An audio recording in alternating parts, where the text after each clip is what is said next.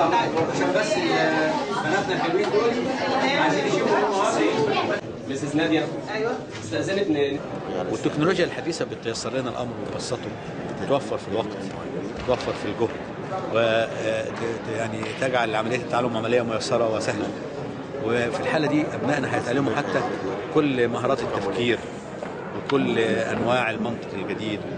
هل التجربه فيها مراحل معينه انتم بداتوا معاها؟ احنا بدانا بمرحله الصف الاول الاعدادي، مرحله الصف الاول الاعدادي بالذات، لان دي مرحله بدايه النطق، ثم ان الطالب فيها هيقعد معانا من اولى اعدادي لثالثه ثانوي، يعني 6 سنوات، ويستطيع ان هو يحافظ على الجهاز ويبدا ينتج فيه يعني. فاحنا مختارين هذا الصف بالذات او هذه المرحله السنيه بالذات، يعني ادركنا انها انسب مرحله لهذا. تم توزيع كم تابلت؟ على مستوى الجمهوريه حوالي 600 تابلت.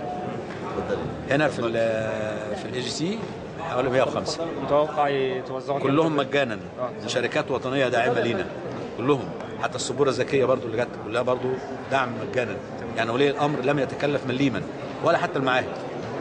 متوقع توزعوا كم تابلت على مستوى الجمهوريه؟ ان شاء الله تعالى احنا السنه الجايه مستهدفين كل الصف الاول الاعدادي في المعاهد القوميه، الاعداد 39 مدرسه على مستوى الجمهوريه.